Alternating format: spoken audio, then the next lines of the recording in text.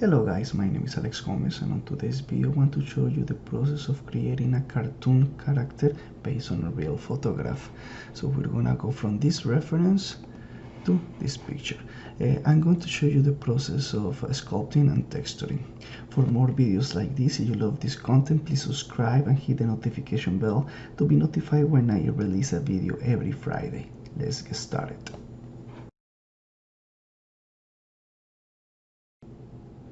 Okay, as we start always with the head, like trying to shape the head, I want to talk about a little bit about my process in this particular project. I did it almost in one day, and the idea is to kind of like give a representation of what is here and what can achieve trying to cartoon 3D cartoon real reference. I already did like a stylized one, and now I'm doing like a 3D cartoon. The biggest challenge, like I always say, is the hair. I tried XGen and I learned quite a bit. I think it's getting there and definitely need a lot of improvement, but this one was really fun. She's like a very cute girl and have really nice facial expressions, so that really helped to play with the kind of like with the cartoon way, so to make it really like a cute 3D character. As you can see, like some of the stuff that I do here is when you have you create like a face over and over and over and over, or like a base head. The idea is to have, for example, like a base head, so you don't have to do it and redo it and redo it, so you always want to keep the right proportions there. So that will be the best interest for you guys if you can just create your own base head and just import it and start from it. As you can see, like this process, it doesn't look that like a right away or what I wanted to achieve, but it's gonna get there for sure. Like I always say, you have to be patient, keep working on it, and keep looking at your reference. And I didn't make the mistake this time of just focusing on the front view. I was just moving it around as well. And yeah, make sure you always look at your reference and try to look at your goal that you want to achieve with other references as well. Try to see which other artists you like. For example, I really like the style of Carlos Ortega. Like, I wish one day I could be like that talented, but for the moment I'm just keep working towards that goal. So in the meantime, I just take or use his characters as references for the style that I want to go with it. So pretty much this is the same process. In comparison with the last video, I definitely changed the eyelashes and did just like a one stripe of eyelash, and then get the hair with XGen. In the sculpting process, you're not gonna see the hair in XGen. Like actually took me a while to get it to work, so next time probably I will make a video of how to achieve an XGen look in the hair. If not on XGen, maybe in Blender. I'm learning Blender now, but I'm still years away from mastering like I master Maya.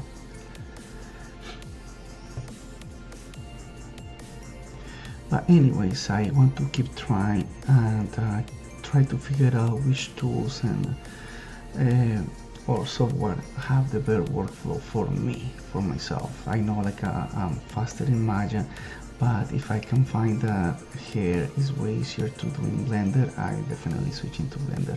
Plus the good news that RenderMan is coming to Blender, Redshift is coming to Blender as well, so that's gonna make a big difference. That's what I want to get into it, because there's a lot of development to it as well. A lot of developers adding really nice add-ons. So someone asked me today, like, how do you do the hair? And it's not easy to do the hair, but what I always recommend something about the hair is you have to block it. Block how the shape is. Like this one is very simple. It's just like a big round rounded. It's not like a segmented like other hair, so this one was very simple to kind of like do or represent in Zbrush to use as a guideline when I was bringing it in Maya, and then trying to create a realistic hair. In this case, like I wish I had a little bit more time to play around with the hair and make it look nicer, but with the time limitation that I have for this week, I definitely couldn't achieve what I wanted to achieve. But I think I'm going the right path, because one of the things that I have struggled the most is doing hair, and it's just all about practice, and this is gonna be a really good practice to do the hair and to get better at it, which is our main goal, just to get better at it. So once I have kind of like defined this is one of the things that I just I can't do in Zbrush. It just takes me too long, so I just bring out the character in Maya or either Blender or whatever, and I just, for example, accessories like that, like the glasses, I just do it in like a minute or so. Like it's pretty fast when I work in Maya. It's something that it will take me like way longer in Zbrush. And in this case, I try to keep separate like the arms and the torso, so I could get like a better UVs for it. And I don't know, like a better workflow. I didn't care, like obviously if you're gonna use this character for animation, first you have to model the whole thing, second you cannot do that, like keep it separate, but this is just for illustration, and that's what I'm trying to achieve. So yeah, so that's why one of the reasons that I decided to keep the hands, the arms separate of the torso. And then I'm just masking out and extracting accessories. I pretty much do a lot of that process when I want to do like a shirt and overall stuff. Like I just mask it, I just extract, and then after I extract, kind of like I smooth it out a little bit, and then I go to do a serum measure just to get a way better shaping there. I don't know what happened today, but my Zbrush crashed a lot. So pretty much I lost like probably like 45 minutes of work there that I have to keep going again. In this case, I did the same kind of like case scenario for the ears. I just modeled the ears separate, and once they were ready with the details almost, I just did the dynamesh, like merge them with the head and do the dynamesh just to make the holes from of the ears.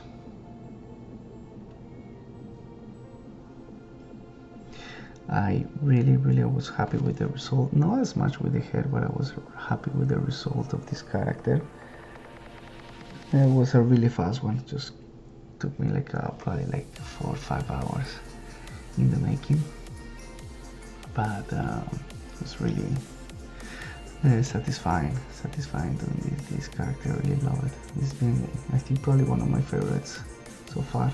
I don't know what you guys think. Just leave a comment thinking which of my work would you like the most and which one needs a lot of improvement. It will be a good exercise to have some critique from you guys, so I can just improve my skills and at the same time kind of like teach whatever I learn from you guys as well. So pretty much I almost done with the character. I didn't know how to do the holes there. I was gonna use a light boolean, but I, to be honest, got lazy and I just said like forget about it. I'm not gonna do it, and yeah, forget about it. So once like I prepare my mold like with the serum measure and everything, I just keep this part. I just want to show the texture in here a little bit fast. I just use the base color. In everything here I use base color, and always when you use a new color, always make a new mask when you're using Substance Painter, a black mask, and then you paint over that mask. It's way easier to modify, erase, and add paints when you're working in mask. So what I do, I just like add one layer for the lips, add one layer for the little red of the cheekbones, nose, and under the eyes, the eyelids, um, the mascara, I think that is called. Add a little bit of that as well.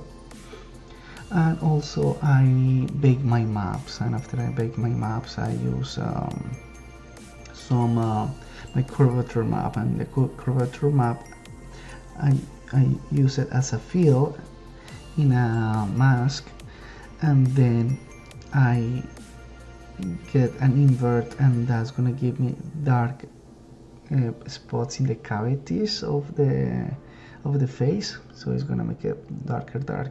So in this case, for the arms, I just kind of like create a smart material, and after the smart material I just can use it for the same for the shirt as well. And yeah, my Substance Painter crashed as well. I don't know, today was the day of crashing, because Substance, Maya, and Zbrush crashed a bunch of times on me today. But anyways, that's the day of a 3D artist. So yeah, I use so I created a smart material, I save it, and then I apply it to my shirt. And if you can see right there, like I had my seams of the shirt right in front, and I didn't like that at all, because I did the UV in Zbrush. So I just went back to Maya and UV that part again, and I could separate like, kind of like the white part of the shirt from the green, and then I could just do it with masking. So sometimes I use like smart materials just to simplify and make my speed process faster, my texturing process faster. If I want to spend time, I just build everything from the ground up, but in this case I just wanted like a quick result, and that's it. So I hope you guys enjoyed this video. If you like more of this content, please subscribe, hit the notification bell, and to be notified when I post a video every Friday. Don't forget to watch my other 2 videos, and have an amazing weekend, guys. See you soon. Bye.